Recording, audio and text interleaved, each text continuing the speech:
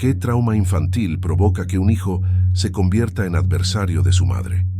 Algunas preguntas no se pronuncian en voz alta, no porque carezcan de respuesta, sino porque la respuesta resulta incómoda. Esta es una de ellas. Cuando un hijo empieza a sentir aversión por su madre, no estamos ante un simple desacuerdo familiar, sino ante una profunda fractura emocional. Sus orígenes no siempre son evidentes, pero sus secuelas pueden perdurar toda la vida. Para Freud, la infancia es el escenario principal del desarrollo psíquico. Todo comienza en esa etapa, ya que las vivencias adultas siempre llevan la huella de los primeros lazos afectivos. El amor, el odio, el deseo y la culpa se forman en esta fase, con la madre en el centro de esta configuración emocional. Desde su perspectiva psicoanalítica, Freud sostenía que el niño ama a su madre incondicionalmente, pero también la odia con la misma intensidad. Esta afirmación, aunque pueda sonar dura, encierra una verdad psicológica innegable. La ambivalencia emocional es una parte intrínseca del crecimiento. El niño que ama profundamente a su madre también puede, en lo más recóndito de su subconsciente, desear liberarse de ella, competir por su lugar en el mundo o incluso destruirla simbólicamente. En la niñez, estos anhelos carecen de un lenguaje lógico, pero se manifiestan a través del cuerpo, los sueños, el juego y el silencio. Sin embargo, el conflicto no surge del amor o el odio en sí mismos, sino de su represión. Freud enseñó que el niño, incapaz de aceptar estos sentimientos contradictorios hacia su madre, los reprime, los oculta y los entierra en el inconsciente. Como es sabido, lo reprimido no desaparece, se transforma. Puede manifestarse como ansiedad, ira, indiferencia y, en los casos más severos, como una hostilidad emocional.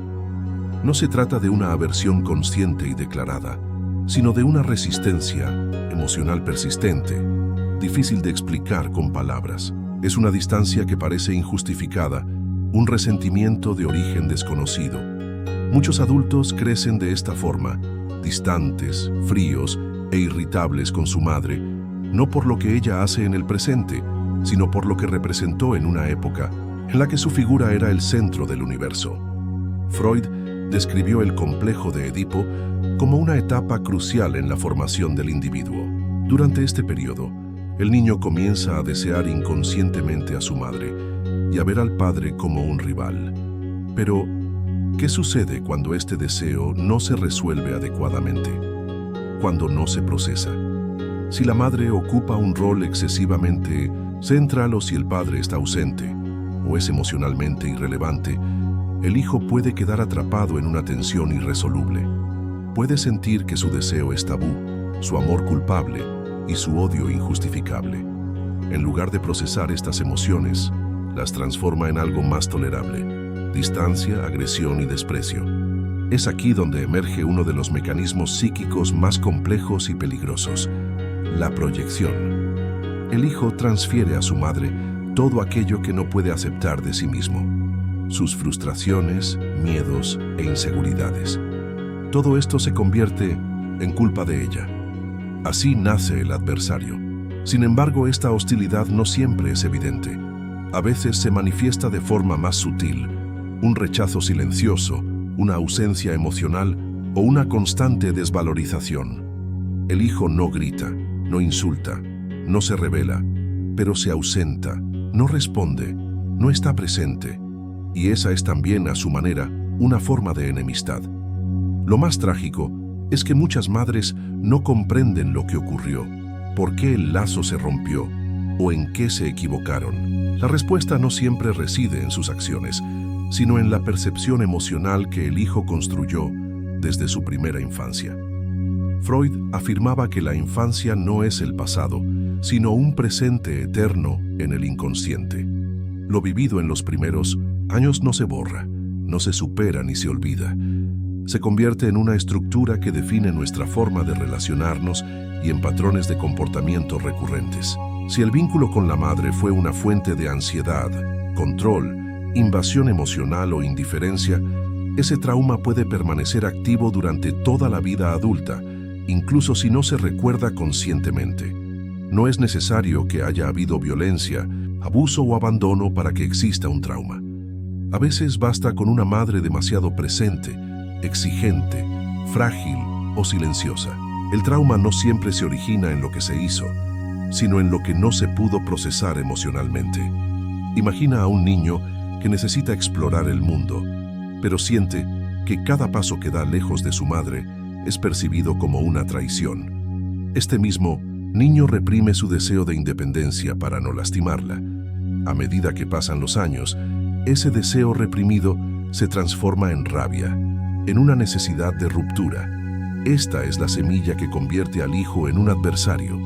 Sin embargo, esta hostilidad rara vez se manifiesta como una guerra abierta.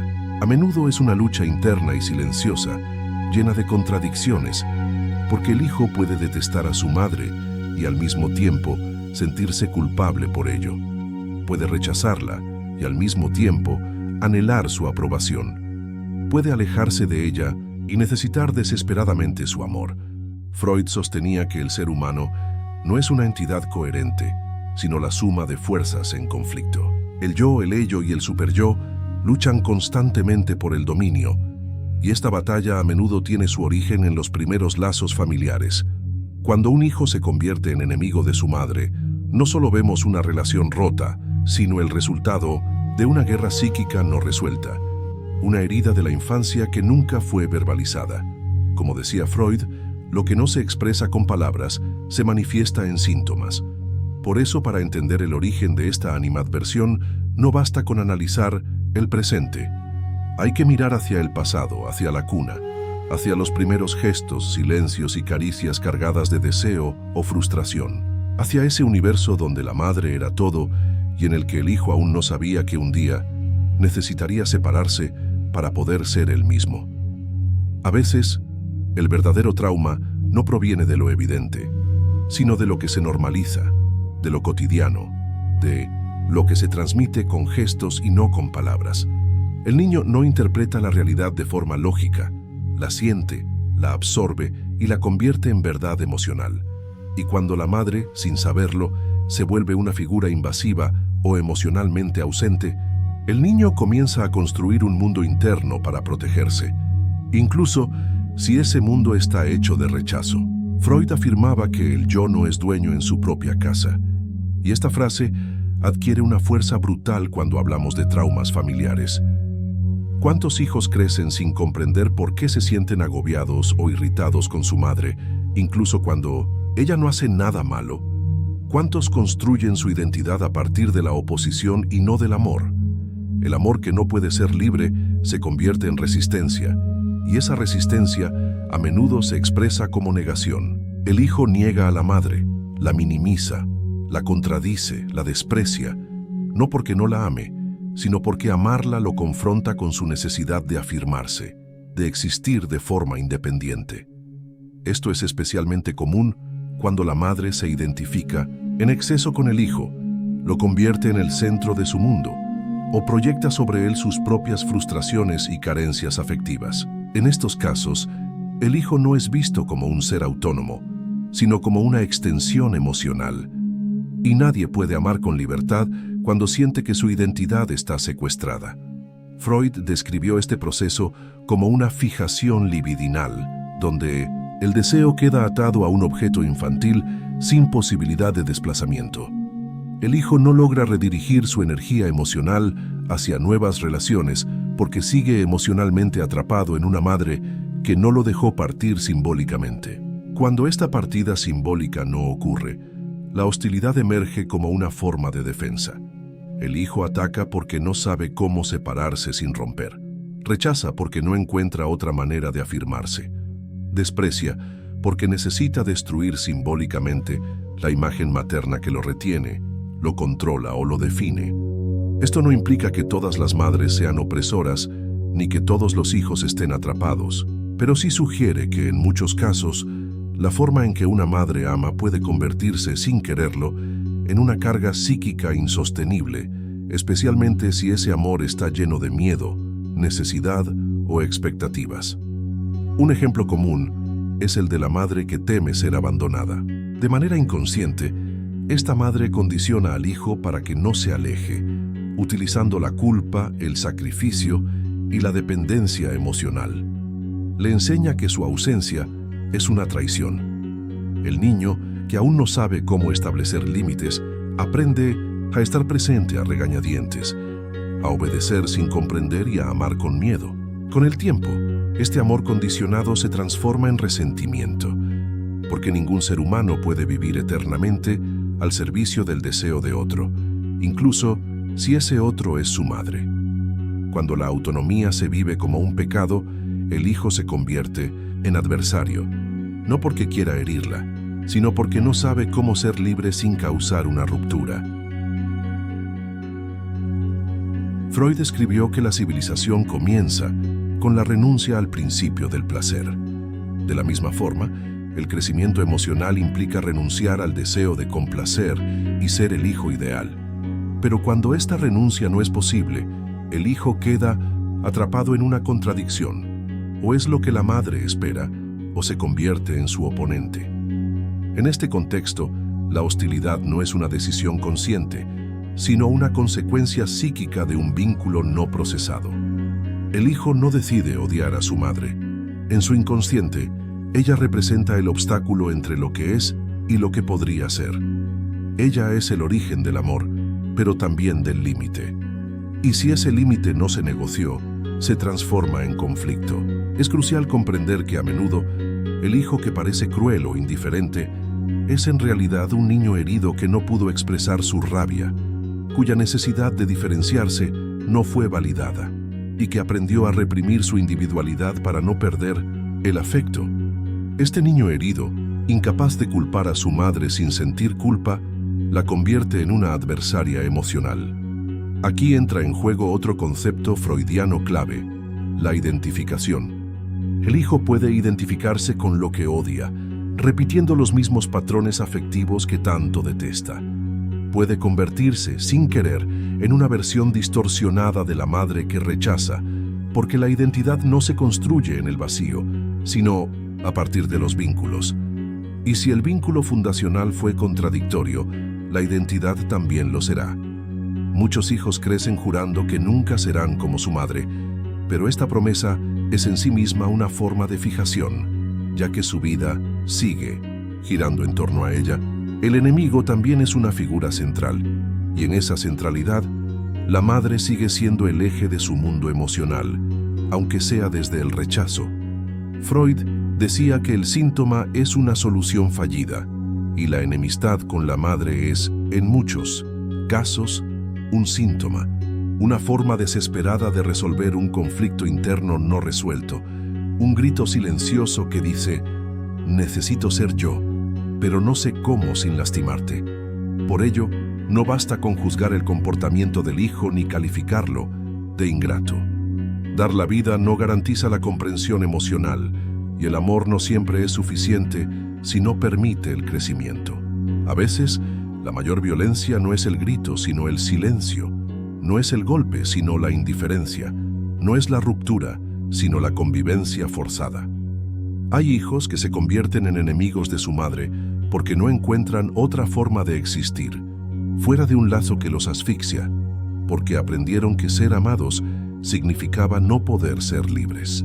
Cuando esto sucede, la única salida parece ser la hostilidad, no como odio puro, sino como una necesidad inconsciente de sobrevivir a una relación emocionalmente no elaborada. Entonces, ¿cómo se rompe este ciclo? ¿Cómo se sana una herida que se arrastra desde la infancia? ¿Es posible transformar este vínculo o está condenado a la repetición? Para entender por qué un hijo se vuelve enemigo de su madre, no basta con mirar lo evidente. El lenguaje de la conciencia rara vez narra la historia completa. Es en el territorio del inconsciente donde se ocultan las verdaderas razones, los deseos reprimidos, los miedos nunca nombrados, las lealtades silenciosas y los rechazos que jamás se atrevieron a hablar en voz alta. Freud decía que recordar es repetir, y en muchas relaciones madre-hijo tensas, lo que ocurre no es una simple rebeldía o ingratitud deliberada, sino una repetición. El hijo repite en su comportamiento adulto el conflicto no resuelto de su infancia. El miedo al rechazo, la culpa por desear libertad, la frustración de no ser visto como un individuo. Pero recordar no siempre implica tener imágenes claras. Muchas veces, el recuerdo más poderoso es el que se vive en el cuerpo, en los gestos, en la forma de relacionarse con el otro. El hijo, sin saberlo, puede estar reaccionando no ante la madre actual, sino ante una madre interna construida con retazos de experiencias pasadas, de silencios dolorosos y de miradas que pesaban demasiado. Es aquí donde el psicoanálisis freudiano se vuelve vital, ya que Freud no nos invita a juzgar, sino a explorar, a entender que la hostilidad hacia la madre no surge de la nada, sino de una historia emocional que no encontró palabras y por tanto se convirtió en un síntoma. El síntoma, según Freud, no es el enemigo, es un mensaje cifrado del inconsciente que, si se escucha con atención, puede revelar la verdad oculta tras el conflicto.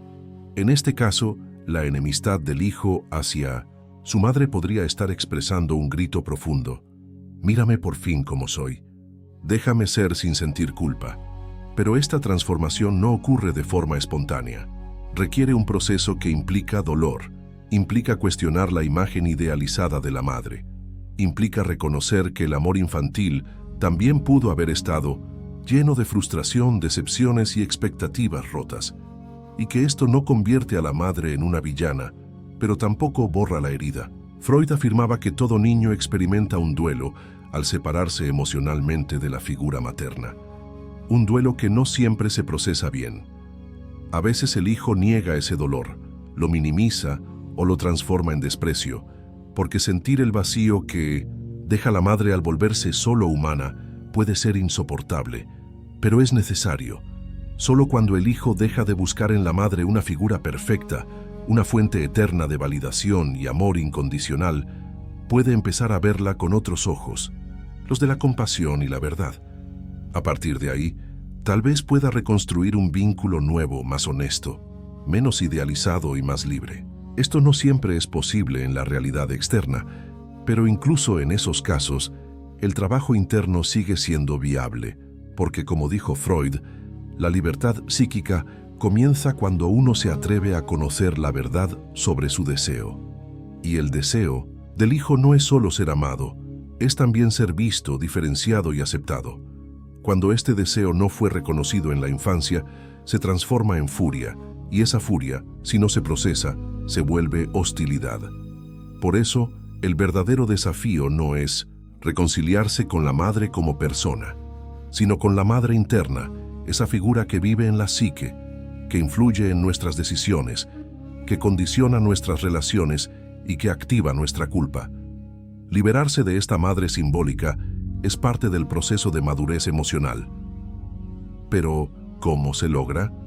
La respuesta no es simple, pero Freud nos dio pistas. Una de ellas es el análisis, el trabajo profundo de dar voz a lo que estaba silenciado, de revisar recuerdos, afectos, sueños y actos fallidos, porque en estos detalles aparentemente insignificantes se esconden las claves de nuestra historia emocional. Otra pista es la aceptación de la ambivalencia. Amar y odiar al mismo tiempo, sentir ternura y resentimiento simultáneamente. Freud nos enseñó que los afectos no son puros y que la madurez consiste en tolerar esta mezcla sin necesidad de destruir al otro o a uno mismo. Aceptar que se puede amar a la madre y al mismo tiempo haber sido herido por ella, que se puede querer su presencia y a la vez necesitar distancia, que se puede desear la reconciliación, pero solo si no implica volver a la sumisión. Esta ambigüedad no es un error, es la vida misma. En este punto también es crucial analizar el papel que el hijo ocupó en la historia emocional de la madre. A menudo, el hijo fue criado no como un niño con derecho a ser diferente, sino como una figura de consuelo, de reparación o de compañía obligada. Y este peso, incluso si se impuso con amor, puede convertirse en una cárcel. Un hijo que fue el hombre de la casa, el confidente emocional o el sustituto afectivo, No tuvo una infancia real, y este robo emocional puede despertar con los años una rabia legítima, la sensación de haber sido usado, de haber sido amado. Sí, pero por motivos que no respetaban su autonomía. Y esta sensación puede ser el germen de la hostilidad, porque nadie puede amar con libertad cuando ha sido convertido en una función. Freud lo sabía. Por eso insistía en que todo análisis verdadero debe pasar por el reconocimiento del deseo propio, incluso si ese deseo duele y nos confronta con verdades que preferiríamos no ver, porque solo ahí, en esa zona incómoda, comienza la verdadera transformación.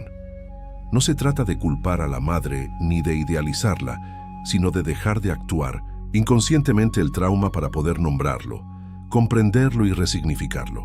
Solo así el hijo deja de ser un adversario, no porque todo se resuelva mágicamente, sino porque ya no necesita luchar para existir. Porque cuando el deseo de vivir por fin supera el miedo a herir, el amor puede reconstruirse. Tal vez no como antes, ni con cercanía, pero sí con dignidad emocional.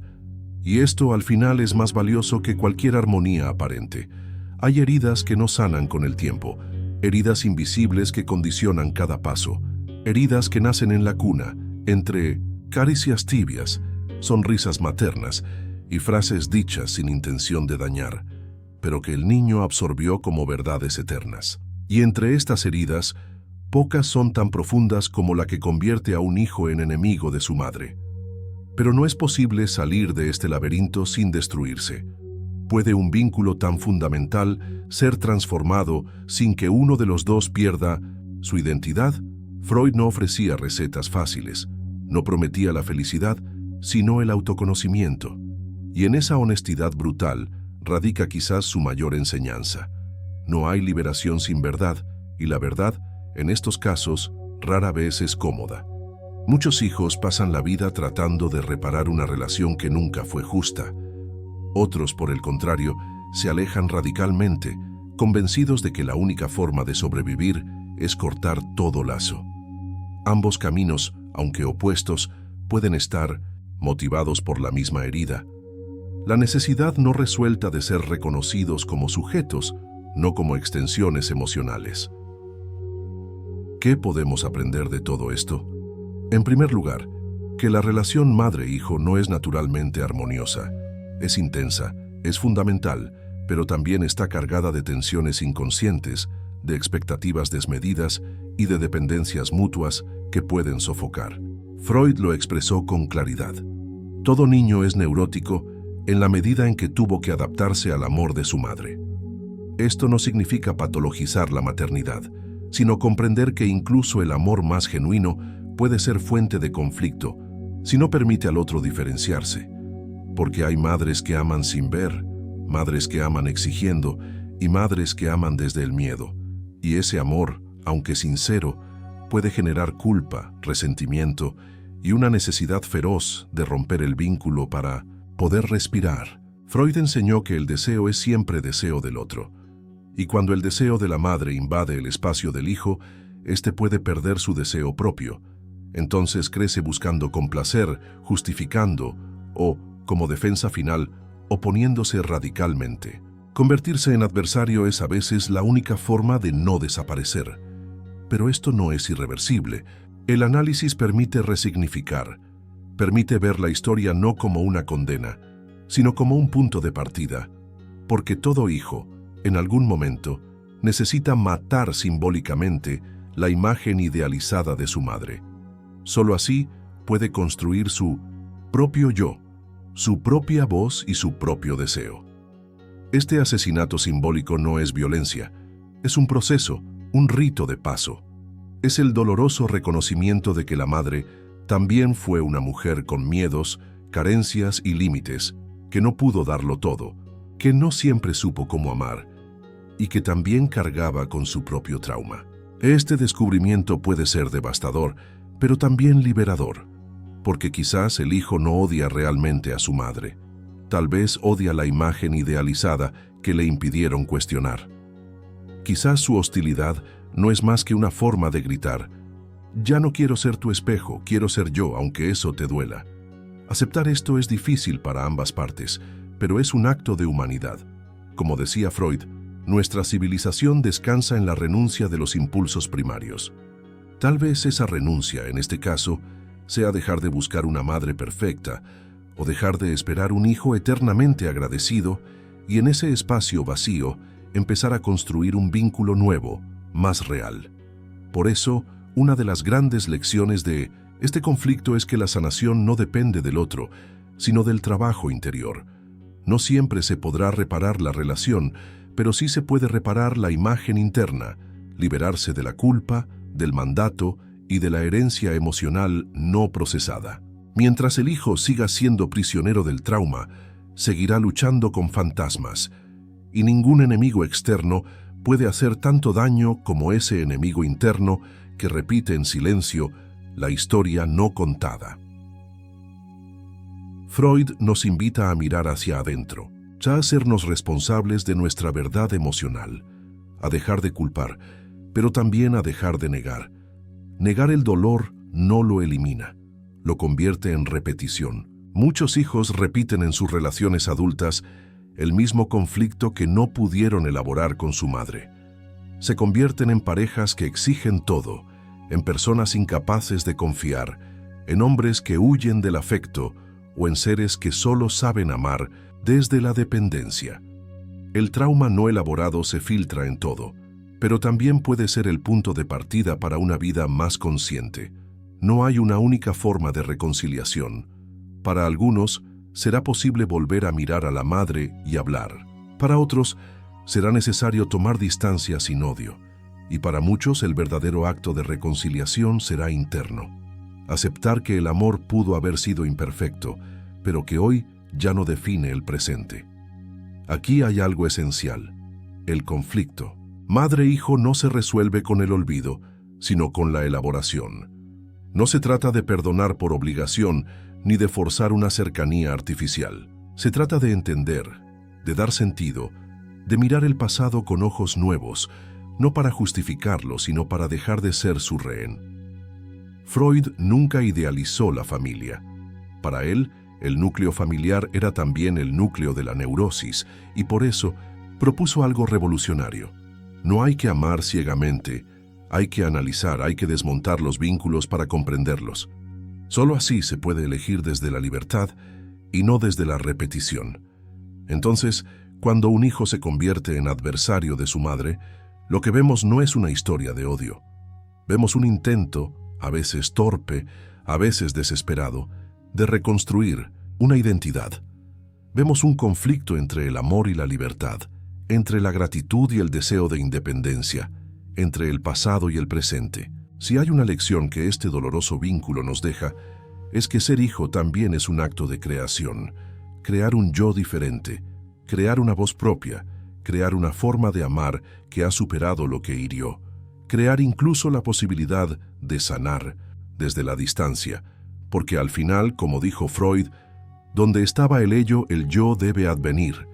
Y tal vez ese sea el verdadero destino de todo hijo: transformar el caos de sus emociones infantiles en una conciencia que le permita vivir, no desde la herida, sino desde la verdad.